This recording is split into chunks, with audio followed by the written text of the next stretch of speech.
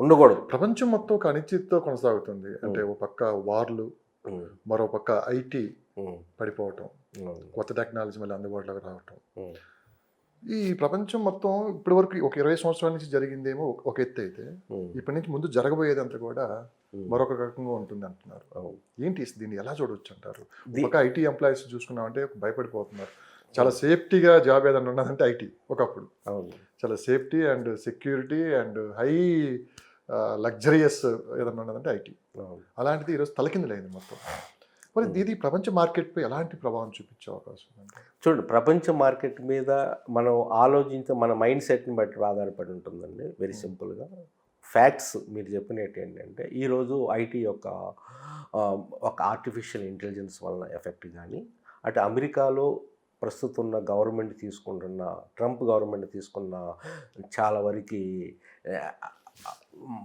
What are the policies వలన కానీ, visa restrictions వలన కానీ, అక్కడ వాళ్ళకి లోకల్ పీపుల్కి ఇంపార్టెన్స్ ఇచ్చే దృష్టిలో మిగతా ఫారిన్ ఎవరైతే ఎన్ఆర్ఐస్ ఉన్నారో వాళ్ళకి నెగిటివ్గా ఇంపార్టెన్స్ డిస్కరేజ్మెంట్ చేయటం వలన కానీ ఈరోజు పరిస్థితి more than 40% of the NRIs they are ready to come to India and they are ready to invest in India.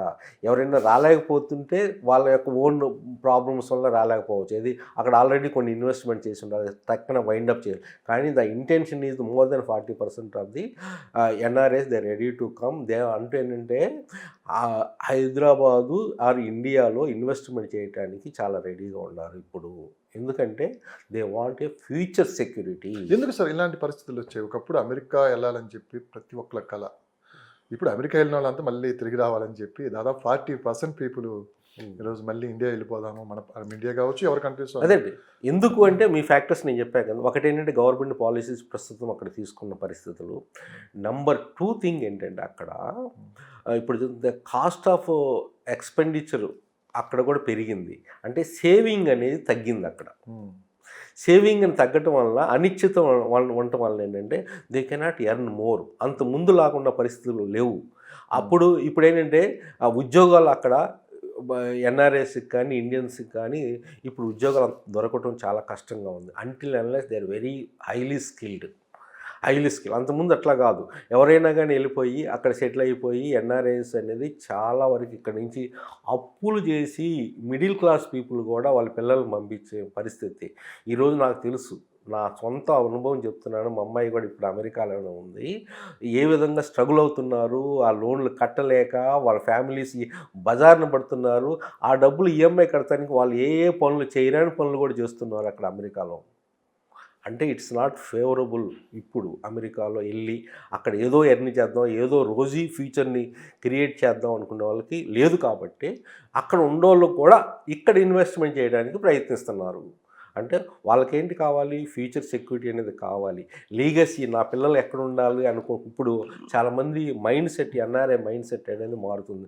అందుకని మీకు హైదరాబాద్లో ఇప్పుడు ఎన్ఆర్ఐస్ యొక్క వలన సేల్స్ అనేది ఇప్పుడు కొంతవరకు పాజిటివ్ ట్రెండ్లో జరుగుతుంది. అది కాక ముఖ్యంగా విల్లాస్ అంటే there is a mind set change. అక్కడ ఉన్న పాలసీస్ కానీ ఏ విధంగా కానీ ఎంకరేజ్మెంట్ లేదు.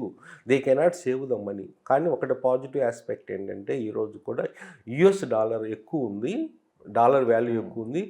అక్కడ ఎర్న్ చేసింది ఎక్కువ ఇక్కడ ల్యాండ్ కొనుక్కోవడానికి కానీ ఇక్కడ వెల్త్ క్రియేషన్ చేయడానికి కానీ మంచి ఆపర్చునిటీ ఉంది. ఇప్పుడు ఆల్రెడీ ఉండోళ్ళు అక్కడ ఆల్రెడీ ఒక మంచి వెల్త్ క్రియేషన్ చేయాలి. అందుకని చెప్తున్నాను, ఎర్న్ చేయడానికి అక్కడ, ఇన్వెస్ట్మెంట్ చేయడానికి ఇక్కడ ఇండియాలో కూడా హైదరాబాద్ని ఎక్కువ మంది కోరుకుంటున్నారు. ఓకే, ఆ కాన్సెప్ట్ కూడా ఏంటంటే వాళ్ళకి తగ్గట్టుగా కూడా. ఎందుకంటే ఇప్పుడు చాలామంది బిల్డర్స్ కానీ డెవలపర్స్ కానీ ఎన్ఆర్ఐకి తగ్గట్టుగా కూడా కొన్ని ప్రాజెక్ట్స్ అనేది స్టార్ట్ చేశారు. నమస్కారం అండి, నా పేరు Valluru Venkateswarlu. I'm real estate adviser and consultant. I'm retired general manager from airport authority of India and ex defence also. ఇప్పుడు ఈ రియల్ ఎస్టేట్ పరంగా ఏదైనా కానీ మీకు డౌట్స్ ఉన్నా కానీ ఏ టైంలో కానీ you can contact me. Preferably WhatsApp. డెఫినెట్గా I will give response. My phone number is 8121748850. మా ఆఫీసు కూడా కొక్కపేటలో ఉంది. Near SRR river view project దగ్గర, అంటే రాజపుష్ప రేగాలి ఎదురు రోడ్ అనమాట. డెఫినెట్గా నేను ఒకసారి కలిస్తే ఇంకా బాగుంటుంది, ఎందుకంటే ఫోన్లో మనం అన్నీ మాట్లాడుకోలేము, బట్ ఓన్లీ జెన్యున్ కస్టమర్స్.